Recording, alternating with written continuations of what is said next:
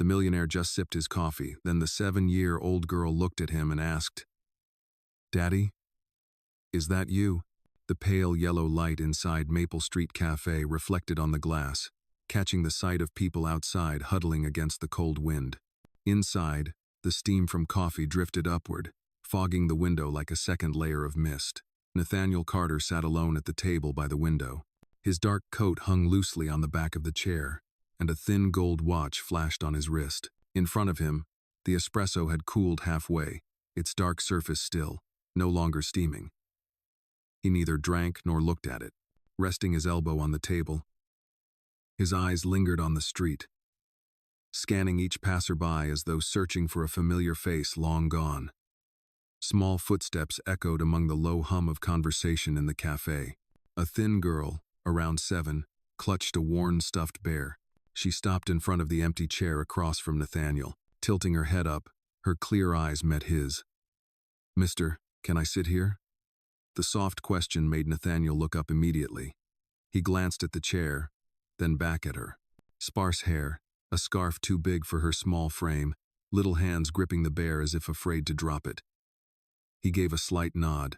"Sit down." The girl pulled the chair out, its legs scraping against the tiled floor. She sat, set the bear on the table, and whispered, "He wants to sit too." The corner of Nathaniel's mouth twitched not quite a smile. He moved his cup aside, making space. The girl placed the bear neatly, as if seating a friend. A woman's voice called from the counter, "Samantha." She came quickly, coat thin, hair windblown. She stopped short when she saw her daughter sitting across from Nathaniel. "She's bothering you," the woman said, breathless. Nathaniel shook his head. "It's fine." For a moment, the three were silent. The woman took her daughter's hand, but Samantha glanced back, whispering, "I just wanted this spot. It's warmer." Her mother paused, then nodded, as if conceding to a reason she couldn't deny. Nathaniel pulled the scarf off the chair and handed it toward Samantha. "This will be warmer." Samantha hesitated, looking to her mother. The woman gave a small nod. The girl accepted it, wrapped it around her shoulders, and murmured, "Thank you." Nathaniel looked at her, then at the bear, then back to the window. Outside, the wind struck the glass, the season's first snowflakes melting into thin trails of water. The woman stood quietly, then said softly, "Thank you. I'm Madeline." Nathaniel didn't turn back, his voice low. "Nathaniel." Samantha traced her finger along the damp ring left by the cup. Then she looked up, innocent as ever. "Are you done with this? Can I keep this seat?" Nathaniel studied her for a long moment. In her eyes flickered the image of another child, a boy who had once sat across from him, asking simple questions. His chest tightened, but his voice stayed calm. "Yes, keep it." The winter morning in Willow Creek Park was so cold that every breath turned instantly to mist. The stone path was speckled with damp patches. The sound of a jogger's shoes tapped in steady rhythm but soon faded, leaving the space still. On the surface of the lake, a thin sheet of ice glistened like glass, reflecting the ashen sky. Nathaniel Carter sat on his usual wooden bench, back straight, hands clasped together. A paper coffee cup rested by his feet, a faint ribbon of steam rising. He often came here on weekends, no appointment. Just a habit etched into his body. His eyes stayed fixed on the lake, as if looking through something invisible to others. Footsteps sounded behind him, small, hesitant, then quicker. "Mister, is this seat taken?" Nathaniel turned his head. Samantha stood there. Her hair fell messily over her forehead. A red plaid scarf loosely tied, tiny hands gripping a threadbare stuffed bear. Her eyes were wide, cautious yet hopeful. Nathaniel gave a slight nod. "Sit down." Samantha smiled faintly, slid onto the bench, and placed her bear in the open space between them, as if introducing a companion. She let out a long breath and murmured, "It's cold here, but prettier than at home." Nathaniel tilted his head. "Prettier how?" She pointed toward the lake. "There, that leaf stuck under the ice. Looks like it wants to keep going." But it can't. Nathaniel followed her gaze. A yellow leaf lay pressed beneath the clear ice, its edges bruised but its veins still visible. He was silent, his eyes shadowed. Just then, a woman's voice called from behind, "Samantha, you ran ahead of me again." Madeline Brooks came quickly, shoulders shivering from the wind. She wore a worn gray coat, hands stuffed hastily into her pockets. As she drew near, her eyes landed on the sight of her daughter sitting close beside a stranger. Nathaniel looked up, their eyes meeting briefly, a glance both polite and guarded. "Sorry," Madeline said, breath short. "She just does that sometimes." "It's fine," Nathaniel replied.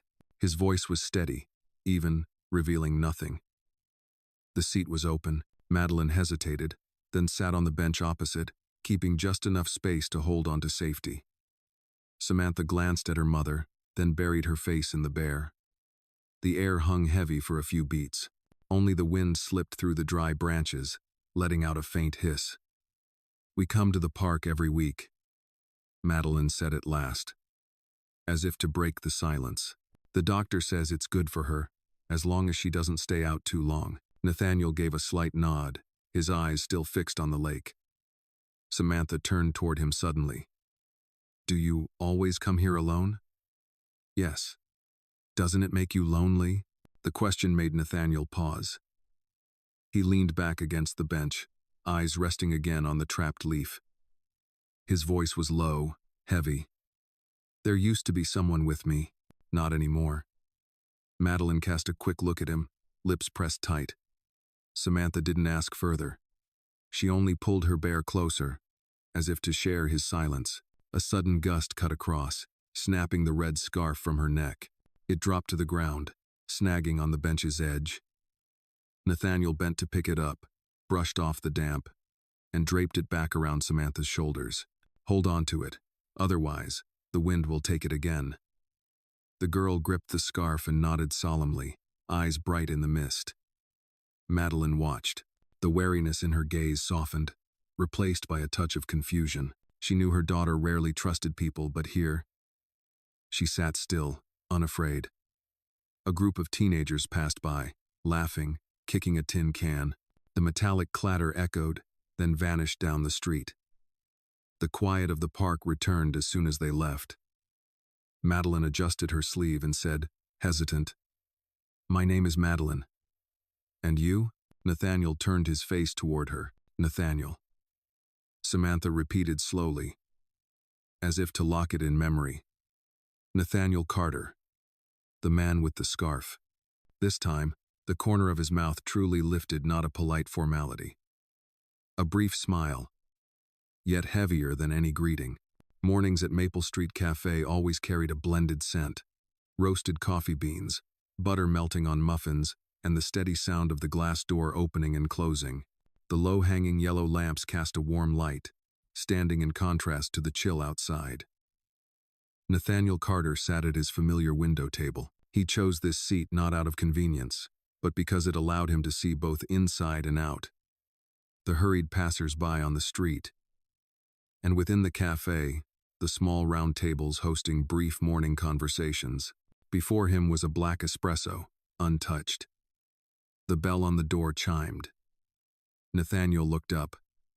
Samantha stepped in, her canvas shoes still damp.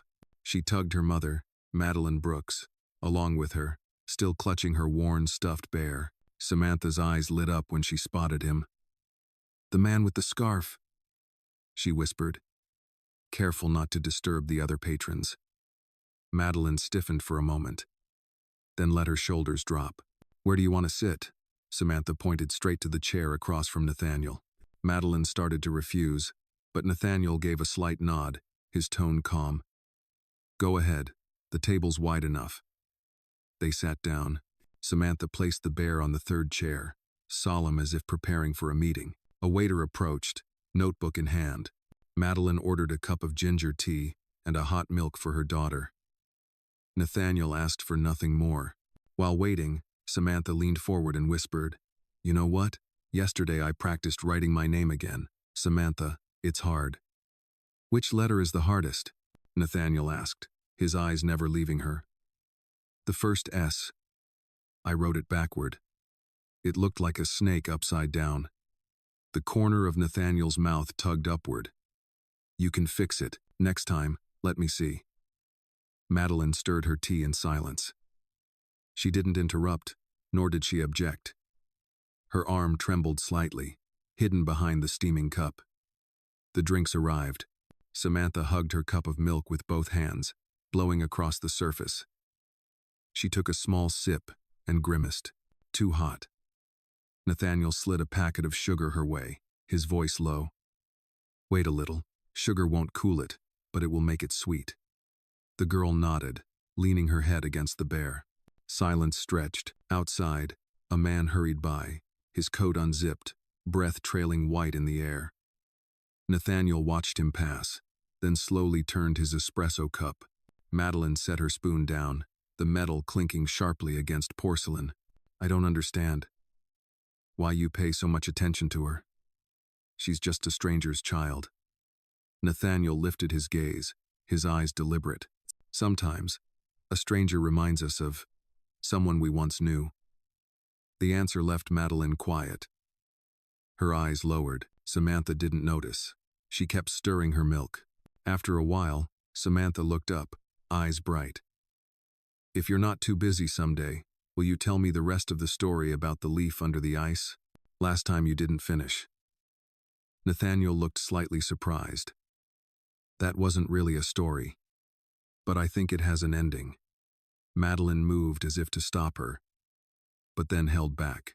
She looked at her daughter, then at the man across the table, before turning to the window. Outside, snow had begun to fall, tiny flakes striking the glass and sliding down in thin trails.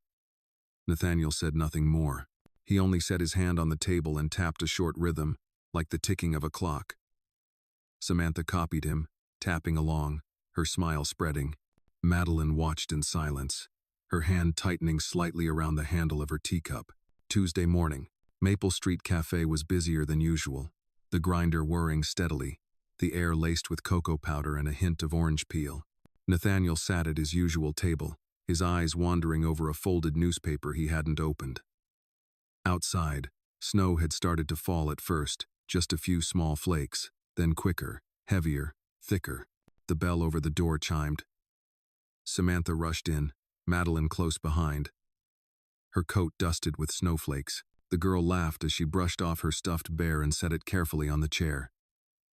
Nathaniel barely had time to give a brief nod of greeting. Samantha climbed into her seat. Her cheeks flushed pink from the cold. Today I'm going to tell you the ending of the leaf story. Nathaniel tilted his head. Oh? I think it'll wait for spring. When the ice melts, it'll keep going. It doesn't need anyone to save it. The words made Nathaniel pause, his eyes lingering on her longer than usual. A waiter set down her cup of hot milk. Samantha bent toward it, holding it with both small hands. At that moment, her body suddenly wavered. A soft clatter, the cup tipped, milk spilling across the table in a widening pool. Samantha collapsed sideways, her stuffed bear sliding off the chair. Sam, Madeline cried out, her chair crashing against the floor. Nathaniel shot up, instinctively. He caught the girl's body before it hit the ground. Her breathing came in short, rapid bursts, her eyes shut tight. The cafe fell silent. A few people stood, faces anxious. My car's outside, Nathaniel said firmly, his deep voice cutting through. We need to get to the hospital now. Madeline's hands shook, panic in her eyes. But I don't know if... There's no time. He held the girl tighter and strode toward the door. Outside, snow had already piled high, blinding white across the sidewalks. Nathaniel opened the car, laid Samantha gently in the back seat, and cradled her head on his lap to keep it steady. Madeline sat beside her, trembling as she clutched her daughter's hand. The car tore down the street, tires grinding over ice. The wipers swung furiously, but the storm still blurred everything. Inside, The only sounds were pounding hearts and ragged breaths. Madeline choked out, "If something happens, don't say it."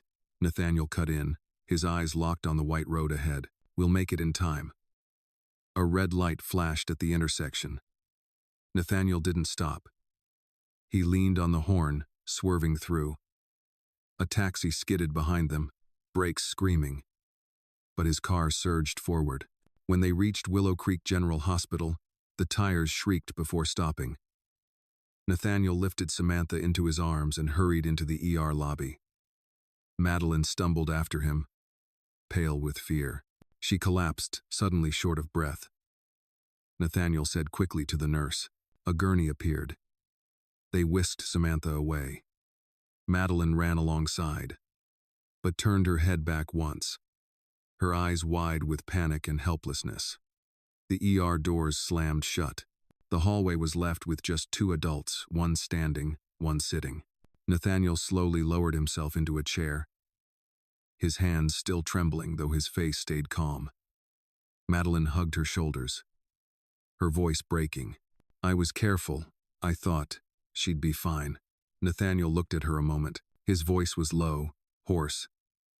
"No one can be certain of everything. What matters is, we're here." From the other side of the wall came the sound of machines, steady, mechanical, unfeeling. Each beep struck their chests like a weight. Madeline lifted her head, eyes rimmed red, and whispered, "Why were you there? Why? Do you keep showing up at the right time?"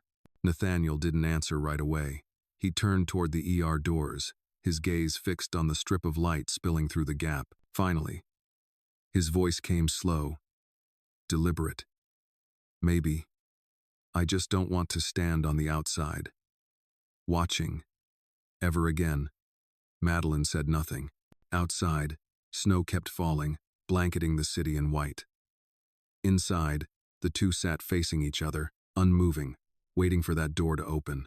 The fluorescent lights in the hospital corridor were so bright they stung the eyes. The air was heavy with the sharp smell of disinfectant, mixed with the hurried footsteps of nurses moving up and down the hall. Madeline sat curled on a plastic chair, clutching her worn canvas bag. Her eyes stayed fixed on the recovery room door where Samantha lay inside. The wall clock ticked forward with a dry, relentless sound. When the doctor finally stepped out, Madeline shot to her feet. "She's stable," the doctor said calmly. "We've given her fluids, run blood tests, but her condition is fragile. She'll need long-term monitoring." Madeline nodded again and again, as if that one word "stable" was enough to let her breathe. Nathaniel stood a few steps away, silently listening. He asked nothing, his hands buried deep in his coat pockets, his gaze lowered to the white tile floor. A nurse carried a folder to the billing counter. Madeline hurried after, flipping through the pages. The bold numbers on the invoice made her hands tremble. "This deposit," her voice caught. "It's already been covered." The clerk replied. "The gentleman with you took care of it." Madeline spun around. Nathaniel was still there, not looking away. "You..." Her voice rose, then softened quickly under the eyes of those passing by. "Why would you do that?" Nathaniel stepped closer, his tone low and steady. "Don't worry about the money. Worry about your child." Madeline gripped the folder so tightly the paper edges bent. "You have no right. She's my daughter." He paused for a beat, then nodded. "Yes. And I only did what I could." "What you could?" Madeline let out a bitter laugh. "Who are you to her? A stranger who shows up at a cafe a few times and now thinks he has the right to pay her hospital bills." Nathaniel didn't react right away. He met her eyes, gazed deep as if searching for an anchor. "Once, I was too late. I won't let that happen again." Madeline froze, words trapped in her throat, but she turned sharply away, her voice hard. "I don't need your pity." Silence stretched tight between them, like a cord pulled too far. The doctor returned, handing Madeline more test papers. "The detailed results will follow. You'll need to schedule weekly checkups." She nodded, clutching the folder, eyes red-rimmed. Without another word, she walked back toward her daughter's room. Nathaniel remained in the corridor, the overhead lights casting his long shadow across the floor. That afternoon, in the small third-floor apartment of an aging building, Madeline laid the folder and the invoice on a chipped wooden table. Samantha was asleep in the bedroom, her breathing rough but steady. The room was filled only with the ticking of a wall clock. Madeline unfolded the invoice again. The number still leapt at her, almost dancing on the page. At the bottom, the signature of payment, Nathaniel Carter. She buried her face in her hands, a storm of conflict rising in her chest. Part of her wanted to thank him. Part of her wanted to scream, to push him away. The weight of being forced, of being cornered into a debt she had never chosen, pressed heavily on her. The window rattled faintly in the night wind. From the street below came the long wail of an ambulance siren, fading into the distance. Madeline lifted her head, eyes fixed on the darkness outside. The question slipped from her lips in a broken whisper. What does he really want? Afternoon light streamed through the long hospital window, laying a pale yellow band across the tile floor. Samantha lay in the recovery room, an IV bag hanging by her bed. She was awake now, her face pale but her eyes bright, carefully folding small slips of paper into cranes. Madeline sat close, watching each clumsy move as if it were fragile glass. When Samantha looked up, she smiled faintly. Look, Mom. I finished one. Madeline nodded, gently brushing her daughter's hair. It's beautiful. Rest a while, and I'll come back in a bit. The girl nodded, hugging the paper crane to her chest. Madeline stepped out, closing the door behind her. The hallway was empty except for the faint rattle of a metal cart rolling away. Nathaniel Carter leaned against the wall, his dark coat falling nearly to his knees. His eyes stayed fixed on the small window set in the recovery room door. Madeline stopped in front of him, her voice low but tight. I want to talk. Nathaniel pulled his gaze from the glass and gave a slight nod. They walked together down the corridor to a quiet corner beside a vending machine. The space was empty, the machine's compressor humming steadily. She crossed her arms, holding her voice in check. I can't let you keep doing this. Paying hospital bills, showing up to drive us, being there at every moment. I need to know, what exactly do you want from my daughter? Nathaniel was silent for several beats. His face gave nothing away, but his hand inside his pocket clenched tight. It isn't about her, he said slowly. It's about me. Madeline frowned. What do you mean? He drew a long breath before speaking. I had a child once, a little boy about her age. That day, I was caught in a meeting. I told myself being late by a few minutes wouldn't matter. By the time I got there, it was too late. His voice was hoarse, without drama or embellishment. Yet the hollow weight in every word made Madeline's skin prickle. She stood motionless, searching his face, seeing the weariness hidden beneath his calm. That's why, Nathaniel went on. Every time I see your daughter, I can't turn away, even though I know she isn't mine. Silence hung heavy. The vending machine clattered once, filling the gap. Madeline swallowed, her voice quiet now. You can't replace the past with my child. I know, Nathaniel nodded. I'm not trying to replace. I just don't want to stand outside again. The words tightened her chest. She turned her face away, struggling to stay composed. You don't understand, she whispered. I've learned to handle everything alone. I've learned not to expect anyone. If I let you in, I'm afraid that one day, you'll be gone too. Nathaniel didn't step closer, didn't touch her. He only stood there, answering in a voice soft but firm. Nothing in life is certain, but if you never give anyone a place beside you, then even when you're exhausted, you'll have no one to lean on. Madeline gripped her sleeve hard, drawing in a deep breath. Part of her wanted to argue, another part just felt unbearably tired. The recovery room door creaked open. Samantha peeked out, holding her paper crane, smiling weakly. Mom, Mr. Nathaniel, come see my crane? Both adults turned. The girl's eyes were clear, untouched by suspicion.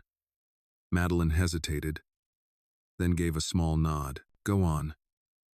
Nathaniel walked toward her, his steps slow, as though afraid of breaking something fragile. Inside, the white hospital light shone over all three of them. Samantha lifted the paper crane high, her eyes bright. She whispered, "It can fly, if someone helps it." Madeline stood behind, quietly watching, and in that cold, sterile light, she realized for the first time she was not entirely alone. In the late afternoon, cold wind rattled against the dusty gray window panes. Samantha had been discharged, bundled tightly in a thick sweater, nestled in Madeline's arms. The worn fabric bag, heavy with belongings, hung from her mother's shoulder. Outside the hospital gates, Nathaniel Carter's car was already waiting. He opened the back door in silence, letting mother and daughter climb in. There were no greetings exchanged, only the thud of the door and the low rumble of the engine. On the drive home, the car rolled slowly over narrow streets dusted with white salt. Samantha leaned her head against the stuffed bear, eyelids heavy, yet she still murmured, "Home smells like baking." Madeline gently stroked her daughter's hair. Nathaniel glanced at them once in the rearview mirror but said nothing. The apartment sat in an old 3-story building, its hallway narrow, the yellow light dim. Cracks spread across the plaster walls like veins on a leaf. Madeline unlocked the door. The scent of old wood and laundry drying in the room wafted out. "Watch the step," she said curtly, guiding Samantha inside and setting the bag down on the floor. Nathaniel paused at the threshold, scanning the room. Small, but orderly. A scarred wooden table, an old sofa covered with a throw blanket, a few bookshelves lined with worn spines. On the wall hung a faded photo, a younger woman smiling, holding baby Samantha in her arms. Nathaniel's eyes lingered a moment too long. Then he stepped inside. Samantha placed her stuffed bear on the sofa and whispered, "This is my home." Nathaniel nodded, bending to straighten the blanket for her. "It's warm." Madeline poured water, setting a cup in front of him. "Only ginger tea, no espresso here." He looked at the cup, the corner of his mouth tilting slightly. "Better than in a hospital." A brief silence followed. The old radiator in the wall clanked and gurgled, reminding them of the building's age. Madeline sat across from him, her hands clasped, eyes steady. "You've crossed a line. The hospital, the bills now, even my home. I need to know what you're thinking." Nathaniel set the cup down, his gaze calm. "I'm not thinking, just doing. No one does all this without a reason." He hesitated, then replied, "Maybe I just want to make sure you and your little girl aren't left behind." Madeline let out a short laugh, not out of humor. "We're used to being left behind." Samantha had nestled between them, eyes half shut, yet she still whispered, "No one's leaving Mommy and me." Her words softened the room into silence. Nathaniel leaned forward, pulling the blanket fully over her shoulders. She curled up, eyes drifting closed. Madeline watched, her chest tightening with both warmth and caution. Her voice lowered. "You can't just walk in and think you'll stay. Life doesn't work that way." Nathaniel leaned back, his eyes tracing the ceiling. "I know, but at the very least, I can be here today." Outside, wind whistled through the cracks of the old door. Inside the third-floor apartment, 3 people sat together, each carrying their own thoughts, yet sharing the same silence. Night fell quickly, the wind howling, lashing against the dusty window panes. In Madeline's third-floor apartment, a yellow bulb swayed overhead, casting light on the scarred wooden table where the stack of hospital files still lay untouched. Samantha was curled under a quilt on the sofa, lying on her side. The stuffed bear clutched tightly in her arms. Her eyelids drooped, her breathing short but steady. On the table, a small kettle still sent up faint wisps of steam.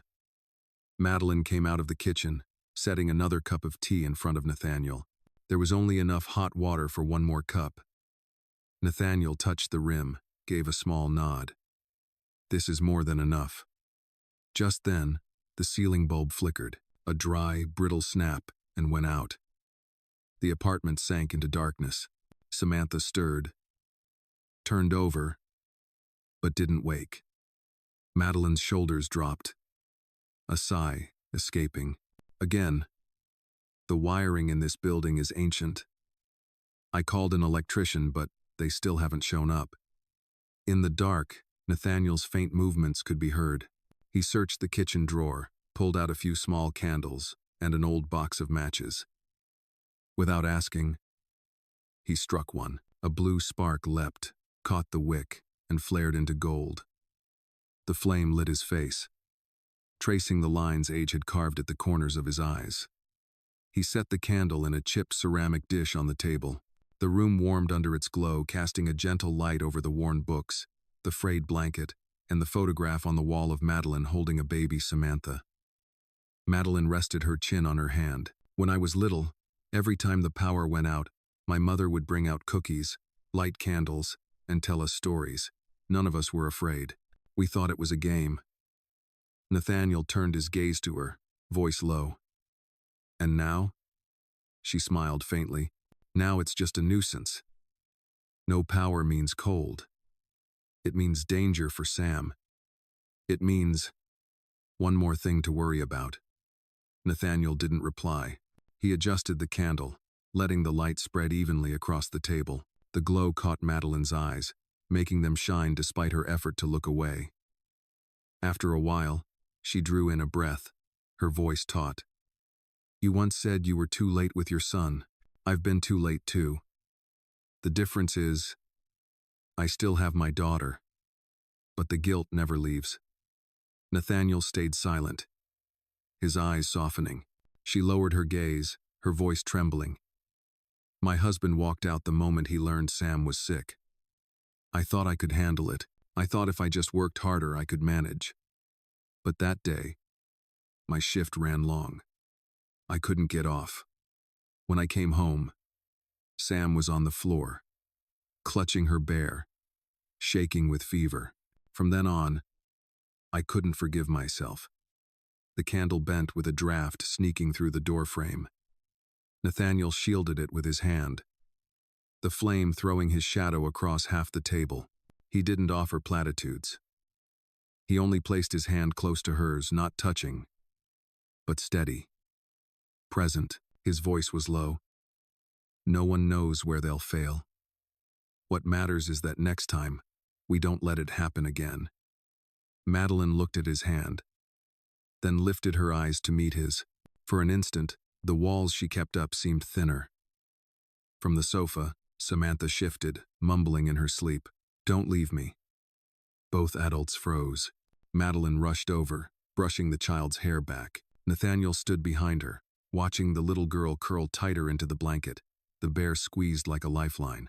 Madeline whispered, as though making a vow, "I won't leave her, no matter what." Nathaniel answered, his voice mingling with the wind outside, "Neither of us will." The candle kept burning, its flames swaying with each gust, shadows of the three flickering across the wall. The space was small, yet in that moment, a warmth seeped in so different from the cold outside. The next morning, the snow had stopped. The pavement was mottled with patches of meltwater. Pale sunlight pushed through the heavy gray clouds, not warm, but just enough to lift the gloom from the city. In the third-floor apartment, Madeline carefully wrapped a scarf around Samantha's neck, her hands moving slowly but firmly, as if sealing off every small gap where the cold might seep in. The little girl sat still, eyes fixed on the door, clutching her worn teddy bear tight against her chest. Nathaniel waited by the doorway, his long coat brushing past his knees, black leather gloves fitted snugly on his hands. He said little, but his steady gaze followed mother and daughter. To Madeline, that look was both protective and unnerving comfort mixed with caution. "Where are we going?" Samantha asked, her voice tremulous with both wonder and nerves. Nathaniel bent slightly, his tone softened. "There's a park outside the city.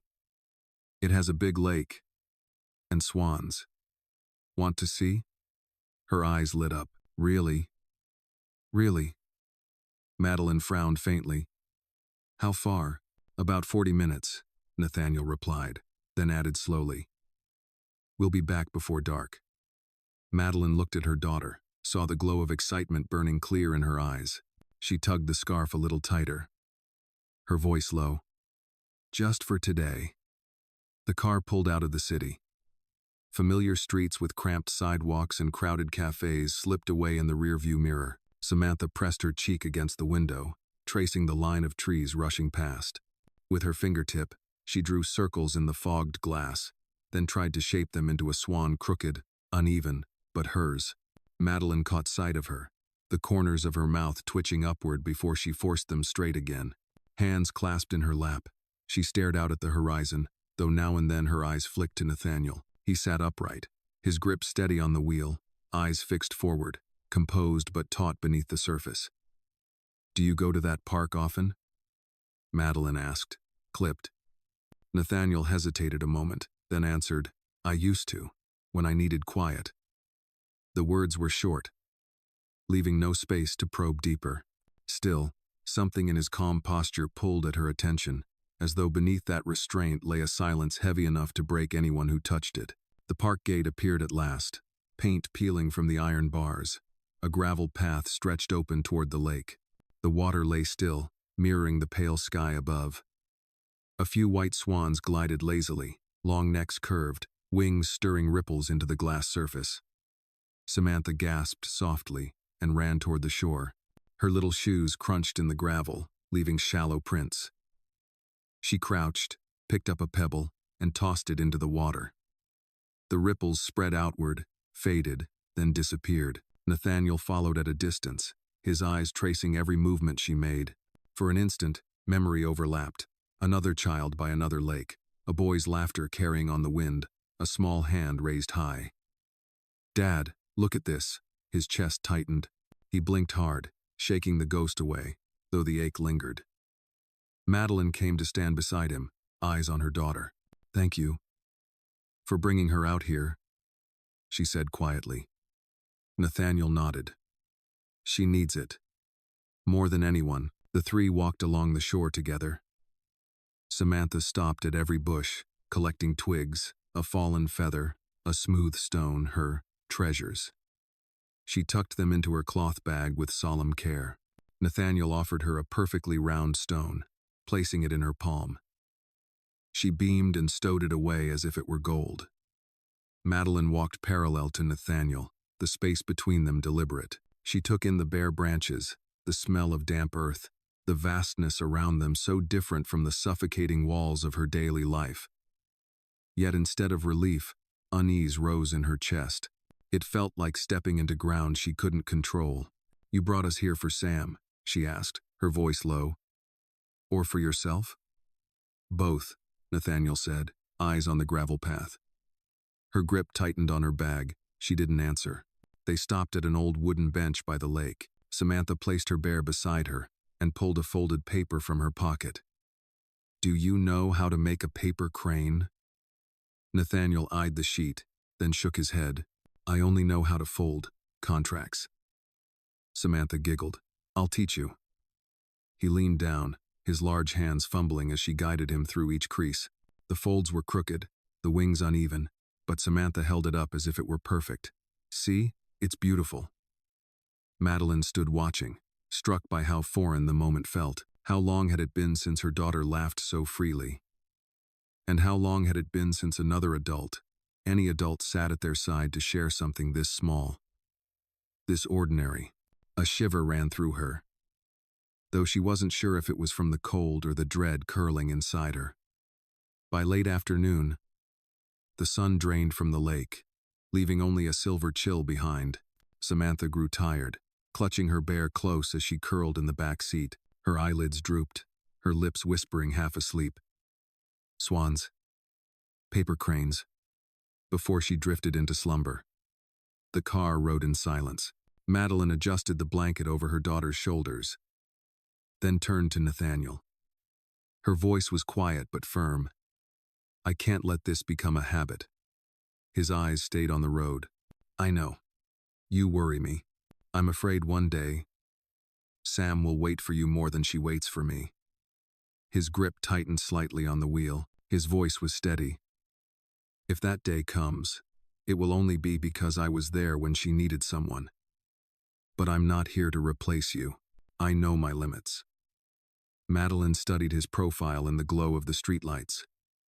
She saw not just resolve but a loss buried deep, something he carried alone. She turned away. Her thoughts tangled tight. Outside, the city reappeared, its lights flickering on one by one, shining against the old snow. The car moved through, carrying 3 people in the same small space, each following a different current of thought.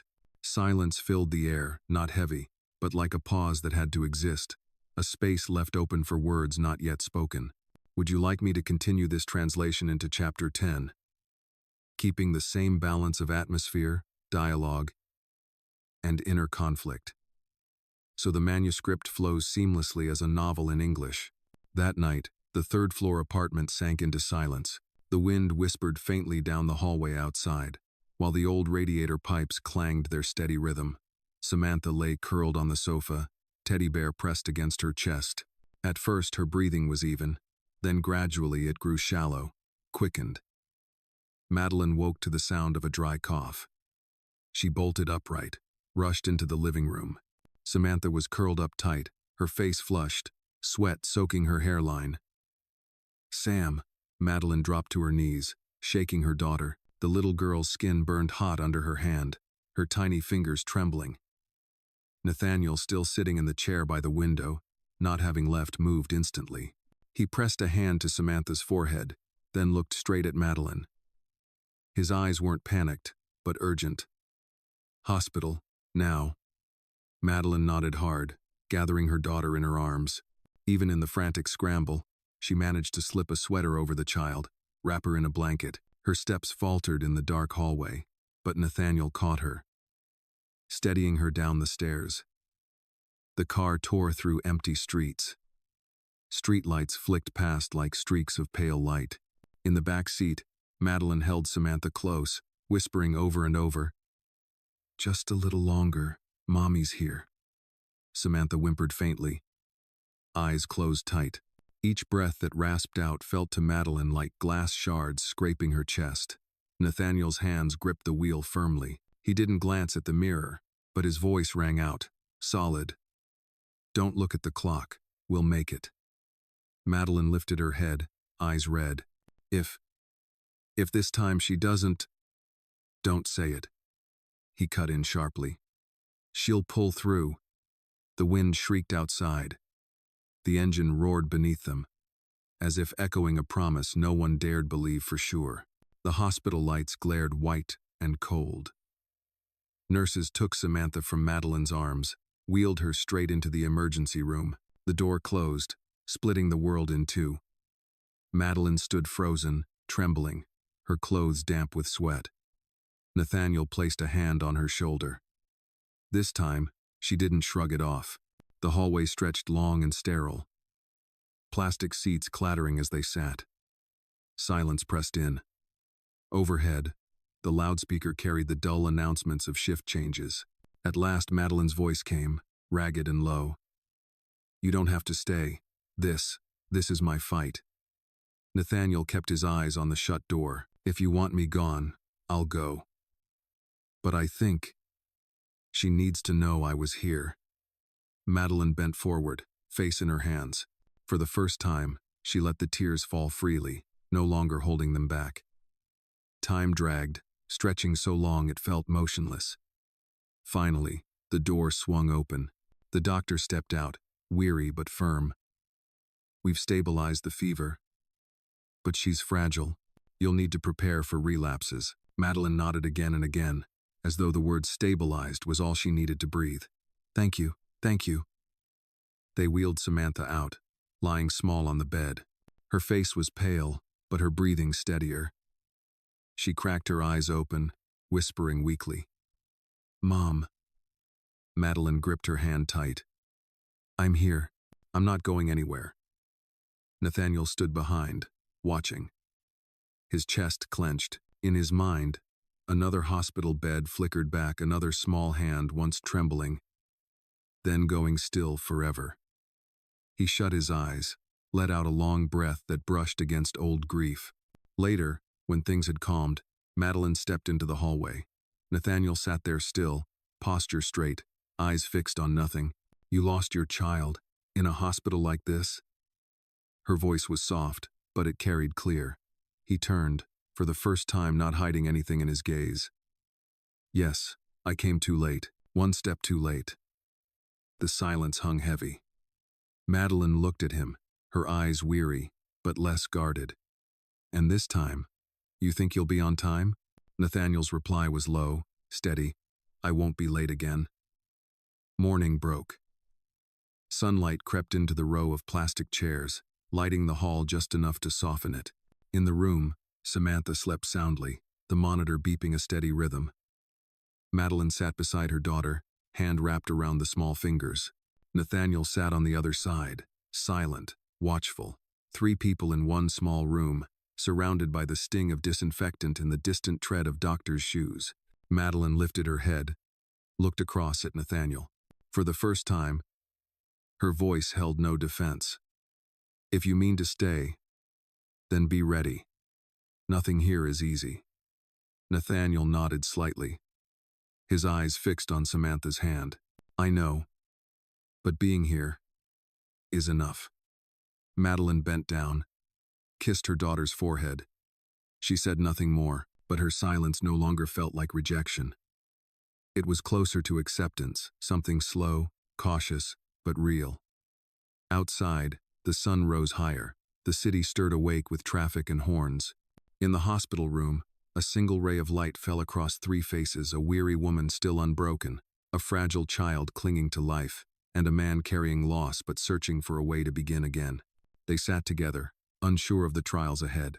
But for now, at least, no one was walking away. In the inside pocket, the watch kept ticking, waiting for its next opening. And under the doormat, no slip of paper poked out anymore. Only a faint trace of mud wiped nearly clean, a small mark. Just enough to remember that someone had stood there, measured the doorway, weighed the bell, and would return to test how loud it really rang. Early morning. The brass bell rang softly as the wind moved across the porch. Edward checked the latch, pulled the wooden table back half an inch, and rehung the kitchen spoon cord so air could pass through. On the cupboard, the plan sheet was taped with brown packing tape. With a black pen, he added one more line. 6. Don't answer questions through the window. "You leaving now?" Lily asked, her hand resting on the bell cord the way she'd practiced. "Yes. Courthouse, then hospital. Back by noon." Edward poured warm powdered milk and slid it toward the girls. "Remember Mr. Bales's cord." "Remember," Lucy said, her fingers touching the plastic bracelet in her pocket as if calling roll. Mr. Bales appeared at the fence, holding a paper bag high. "Apple pie," he said. "My wife baked it last night." "Thank you," Edward replied. "If anyone comes up the hill, give me a sign. You've got coal." Bales nodded, patting the head of the black dog. "He barks before the bell ever rings." Edward set out. On the slope, the mist hadn't yet lifted. Down in the market square, the loudspeaker droned an old piece about community contribution. He pulled his collar higher, his left hand brushing now and then the inside pocket where phone and pocket watch rested. The town hall still smelled of floor wax. The same clerk as yesterday used the same flat voice. 14 days, she reminded him as she accepted the bundle of Form 12B, this one with Margaret Thompson's name written by hand. Edward laid down an additional page showing Calvin at the house last night. "I marked it urgent." "I have reason," Edward said. "We process in order," she muttered, stamping the page. Then, raising her head for the first time, she lowered her voice just enough to pass through the glass. "You keep an eye on who comes in the back gate." Edward tilted his head. In the hallway mirror, he caught the reflection of a man in a brown jacket, broad-shouldered, close-cropped hair, leaning toward an official with a badge. They glanced his way, then split apart. Edward didn't move closer. He lifted his phone and quietly snapped the mirror, capturing posture, distance, the habit of turning his head. At the bulletin board by the door, the Coleman and Company civil counsel card had fallen to the floor again, as if someone tacked it carelessly each morning. He bent, read the name, Rachel Coleman, and slipped it into his outer pocket. Hospital. Room 203, still with pale green curtains. Caroline Hayes checked the IV line, glancing over her shoulder at Edward. Good news and small news, she said. Good. She's stronger. Small. Yesterday the sign outside the door listed Rebecca. The wristband is correct, Margaret Thompson. I fixed it. Edward nodded, offered no comment. Can I speak with her? Briefly. Caroline stepped aside, her finger resting on the curtain hem as an invitation. Margaret opened her eyes when she heard the chair scrape. No sentimental words, only a nod. Enough to recognize the unfamiliar face that had carried her children out of the marketplace. They're safe, Edward said. A house with windows open. The bell is hung. Calvin? Margaret asked, lips dry. He knocked. I didn't open. Court has the file. Promises 14 days. Margaret stared at the ceiling. 14 days is long enough, for bad things. Miss Hayes gave me her night number, Edward said, turning toward the nurse. Caroline nodded. Yes. And I'll give you a name. Coleman. Attorney. Doesn't sweet talk. Says little. Works steady. Edward sat straighter, touched the apple bag on the bedside table. I have her card already. Margaret closed her eyes, breathing in measure. Keep the children away from Calvin. He knows. The path behind the house. Her voice broke before finishing the word. Him. Caroline jotted notes quickly. Edward asked no more. He placed a neatly folded square of cloth by her pillow and rose. I'll be back this afternoon. He looked at Caroline. If anyone signs for anyone else, call me. I'll call. Caroline answered. And I'll block any hand that shakes wrong. By noon, the hill was drier, the wind rougher. Lily and Lucy sat on the porch, fingertips stained with yellow and blue pencils. Half the apple pie from Bales was gone. The brass bell had been pulled so many times the cord was dark with sweat. You're home. Lucy ran, making the bell swing with her steps. Edward set his bag on the table. Nails, a door chain, a small bottle of hinge oil. The bell works, he said with a thin smile. Bales? Yes, Lily said. And another orange slip like yesterday, but no words. She pulled it from under the mat, handed it over. The page was blank, only a small mud stain in one corner. Leave it, Edward said, laying it by the plan sheet, weighting it with a stone. He opened the nail box, showed Lucy how to hold the hammer steady. She tried, hand trembling, the tapping mixing with the wind chimes outside. Lily passed him the chain pieces one by one. Now burn that folder, Lucy said, glancing toward the drawer. Get rid of the smell. Edward opened the third drawer and pulled out the brown board marked, Needy Family. Up for adoption, the bold letters blurred with old sweat. Dried now like years-old ink. He carried it to the backyard, laid it in a rusted pan. Lily stood to one side, Lucy the other. He struck a match.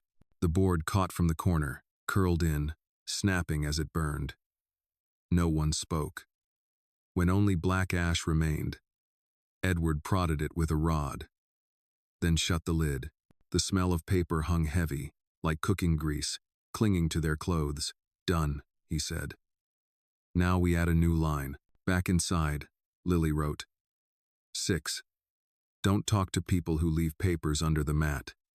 Lucy asked. What if they ring the bell? Then call Bales. Then call me. Edward answered shortly. He fastened the chain, oiled the hinges. The screech turned into an even breath.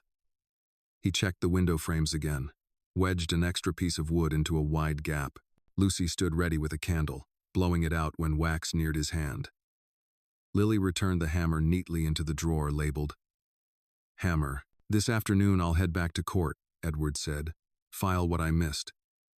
You think you'll see the man with the seal? Lucy asked. Maybe, Edward said, eyes flicking to the kitchen window, where fresh mud marked the yard corner. He didn't point it out. He wiped it away, like erasing a wrong word from a wall. Around 4, the brass bell gave one firm ring. Lily jumped up, hand already on the cord. A man in a white shirt, tie loosened, clipboard in hand, stood on the porch. He didn't touch the door, only leaned so his voice carried through. Good afternoon, Whitmore household. I'm with the council, here for a quick check on family welfare. Edward stepped forward, stopping just behind the chain. Name? Mathers. The man replied, flashing an ID, then pulling it back quickly. I need to confirm the children are in sanitary conditions. 5 minutes. The porch will do, Edward said. You ask, I answer. Mathers glanced quickly toward the kitchen, met Lucy's eyes. She stepped back half a pace, her hand still on the bell. Lily angled herself to shield her sister. Mathers gave a thin-lipped smile, not meeting their gaze. Laundry? Meals? Medical records? He fired, pen scraping the page in meaningless dashes. Meals, bread, soup, apples, milk. Laundry, tomorrow. Medical.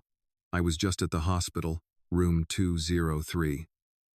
Anything else? Guardianship papers? Mathers raised an eyebrow. In process. Form 12B, urgent, Edward replied. Regulations allow temporary care during review. No violence, no leaving children alone. Mathers jerked his chin toward Lily.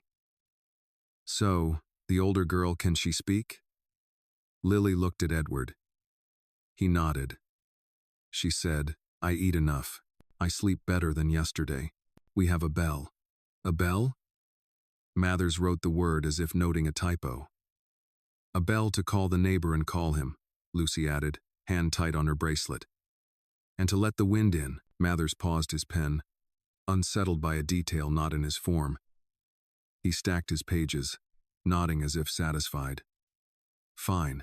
I'll return once the court's papers arrive. You ring the bell first, Edward said. Don't leave slips under the mat. Mathers arched a brow, faintly the habit of a man used to leaving traces without admitting them. We have many addresses. Mistakes happen. He left, shoes crunching the gravel. On the porch step, a thin smear of mud glistened. Edward saw it, wiped it away at once. Was he a good man? Lucy asked. He was a man who writes fast, Edward answered. He pulled down the plan sheet and added one more dot beside line 1. Night fell quickly. Supper was fried eggs, bread, and the last of the pie. Lily divided the portions evenly. Lucy dipped the edge of her slice in salt, laughed at the taste. Edward said nothing. He let the laughter circle the table once before fading. After the meal, he opened the 3rd drawer, scooped the morning's ashes into the yard beneath a tree. Wind lifted the ash into a thin sheet before it fell again. He lingered longer than necessary, eyes fixed on the low row of trees. At the far edge of the dark, a tiny red spark flared, then died like the tip of a cigarette. Bales? He called, not loud, just enough for the black dog to hear. Cole barked twice from across the fence. The spark vanished. Edward went back in, bolted the back door. In the kitchen, Lily and Lucy sat shoulder to shoulder, studying the plan sheet as if it were a storybook. Lily added in pencil. 7. When the wind is strong, put the pencils in the box. Lucy drew a square around the 7. Bedtime, Edward said, lowering the lamp. Tomorrow we leave early. Where? Lily asked from the bedroom doorway. To meet the person on that card, Edward answered, tapping his outer pocket, and back to the hospital.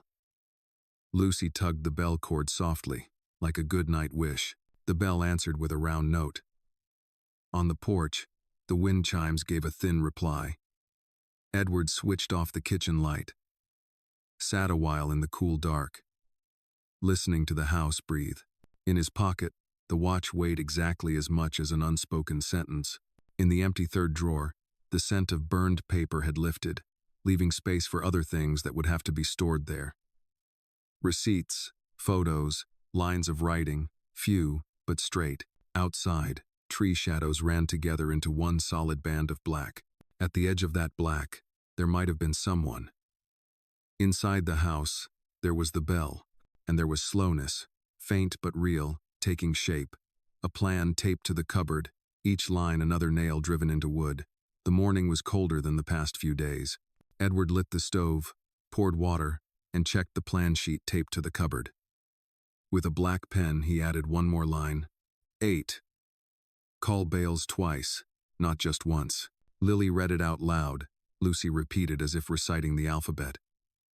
Who are you seeing today? Lily asked. The attorney. Edward folded the card he'd picked up at the courthouse, slipped it into his outer pocket. Rachel Coleman. Does she have a bell? Lucy asked, half teasing. She has files. Edward poured warm milk into cups and pushed them toward the girls. Eat up. Lock the chain. Don't step onto the porch unless the bell rings. Mr. Bales passed by the fence, holding up a hammer, fixing my hinge. If anything happens, pull the cord. Thank you. Edward touched 2 fingers to his hat brim. Cole growled low in his throat, a reminder he was there. The office of Coleman and Company sat at the end of a row of red brick buildings. Glass door polished clean, but the painted sign faded. The waiting room held only a water cooler and a pile of old law journals. Rachel Coleman opened the inner door and motioned him in. Mr. Whitmore? She stood crisp in a gray suit, hair pulled back, eyes steady. Caroline Hayes warned me. Sit. Edward placed a packet of photos and the 12B form on her desk. 2 nights ago, he came knocking. Yesterday, someone from the council came for an inspection. This morning, I filed the addendum. Rachel turned Calvin's photo beneath the desk lamp, her other hand striking a red line under the corner of the picture where the edge of the house door showed. You kept the originals? On my phone. Edward nodded. And 2 orange slips shoved under the mat. One blank. One with his name. Rachel slid a paperclip tray toward him. I'll need those photos, a short written statement from you, your neighbor Bales's testimony, and a confirmation letter from Caroline Hayes on the mother's condition. We'll file for emergency guardianship along with a temporary restraining order, no nighttime approach, no leaving papers. If a judge signs, police can escort. How long? Edward asked. Maybe this afternoon, if we catch a duty judge. Rachel glanced at the wall clock. But Maplewood doesn't move fast. I'll call. You ready for not fast? I'm used to waiting, Edward said. But the house isn't. Rachel pressed her lips together. Then do this when you go back. Don't peel off any paper they stick on your door. Photograph it. Keep it. Then remove. If they use tar to paste it, don't scrape hard. I've got solvent. You guessed too quick, Edward said, not quite praising. You've seen much tar? Seen plenty of people who like leaving marks that don't wash out. Rachel answered, always with the line, just following regulation. Her desk phone buzzed. Rachel listened briefly, nodded, and hung up. 3 o'clock. A judge will be at the county court. I'll go with you. But before that, I want to meet the man who likes leaving marks. The door opened. Not the judge. Calvin Brooks stood in the frame. Brown coat. Bloodshot eyes. He leaned against the jamb as if the office were a bar. Well, Calvin dragged out the word. Old man got himself a lawyer. Gonna teach me something? You're interfering with office hours, Rachel said, voice flat as her desk. Step outside. Calvin stepped further in, ignoring her. You even know who he is? Brings home somebody else's kids, shuts the door, hangs bells like calling cattle. I show up, he takes pictures. You're describing your own behavior, Rachel said evenly. Good for the record. Calvin laughed rough. jabbed a finger at Edward. Old fool, Maplewood doesn't need your tricks. Edward didn't answer. He raised his phone, held it level with his shoulder, pressed the shutter. Second photo, he said to the air. Rachel moved forward, opened the door wider. Step outside, Mr. Brooks, or I call police for harassment. Calvin's eyes flicked to her, then to Edward. This afternoon I'll come up the hill. Got a paper, official, with a seal. He backed away, rubbing his unshaven chin, and vanished. Rachel exhaled through her nose, short. He spoke one true word. Paper. Which paper, that's the question. You'll come to the hill? Edward asked. After court. Rachel gathered the file. You go first. Lock tight. If the bell rings, don't open yourself. On the hill, sunlight was harsh. Lily and Lucy sat in the kitchen. The plan sheet spread like a map. Lucy penciled in. 9. Don't answer anyone asking, is he home? Lily drew a small smiley next to the 9. Then erased it. Not fitting the mood. The chain rattled lightly. The brass bell rang twice steady, the pull of someone who knew the house. Mr. Bales? Lily called through the door. No, a man's voice answered, polite in a false way. Counsel. Lucy tugged the bell cord, the chime ringing full. Counsel rings the bell. She whispered to her sister. Slip paper only, Lily whispered back, quoting line 6, her hand clutching the doll's bracelet hidden under her shirt. We have an order for a surprise inspection. The voice continued, knuckles tapping the wood in dull thuds. Open within 5 minutes. Pass it through the crack, Lily said, keeping the distance Edward had taught. A yellow slip slid under the door. Black print. Red seal. Lily placed it on the table. Untouched. Call Bales, she said. Lucy ran to the fence window, yanked the cord. The tin can at Bales's place rattled. Cole barked sharp and fast. What is it? Bales appeared, hammer still in hand. They say, Counsel, Lily called through the frame. Eyes locked on the yellow paper. Inspection order, can you read it? Bales lifted it with his hammer's end, squinted. Real paper, real seal. He muttered. But the inspector's name, not Mathers. Says oral authorization. That's no good. Door stays shut, Lily said, voice small but firm. Bales nodded. On the porch, footsteps shifted closer. A familiar voice cut in. 5 minutes are up. Calvin, he stood right against the door, pressing something sticky onto the wood, a black patch. Stinking chemical fumes. What are you doing? Bales barked, hammer banging the fence. Cole growled deep. Posting notice by regulation, Calvin drawled. Don't bother scraping. Lucy backed away from the door, gripping her bracelet tight. Lily peered through the peephole, a round black blot stuck on the door, one edge dripping like tar. Tar, she whispered. Stay inside, Bales said. I'll stand guard. Calvin chuckled, lifted his hand off the patch, leaving a smeared fingerprint. Tell the old man. This afternoon I've got another paper. With a seal. With someone at my side. He stepped back, kicked gravel down the steps, and left. Cole barked until his shadow disappeared. Bales remained until the girls had steadied, then returned to his fence, warning, don't open. When he's back, show him. Edward hurried up the hill. The brass bell rang as he touched the door. The smell of tar hit his nose straight on. On the door's surface was a black, glossy circle like a dead fish's eye, with a yellow slip stuck in the middle. He didn't touch it. First photo, he muttered, raising his phone. Close up, angle, fingerprint. Lily handed him a clothespin. The lawyer said to use this. Edward pinched the paper's corner with it, lifting just enough off the tar to read the print. Lucy stood behind him holding a basin of laundry powder no one had told her. But she figured it might fix the smell. Is it real? Lily asked. It has words, Edward replied, folding it and slipping it into his file pouch. "This afternoon we go to court with Miss Coleman." He tipped his hat toward the fence. "Thanks, Bales. I'll stand here until you're done," Bales said, hammer resting on his shoulder. Edward mixed solvent in a small vial, what Rachel had given him that morning, and dripped a bead along the tar's edge. The black patch softened, peeling back like the rind of an orange. He tugged gently, lifting away piece by piece. The chemical reek mingled with the tar stench. Lucy coughed lightly. Lily threw open the windows, letting wind rush through, the chimes outside rattling in a long string that sounded like rain about to fall, but not yet. "When I'm not home," Edward said, eyes never leaving the door's surface. "You did right. Don't open. Call. Ring the bell." You're not mad we didn't open?" Lucy asked. "I'm mad at the tar," Edward said.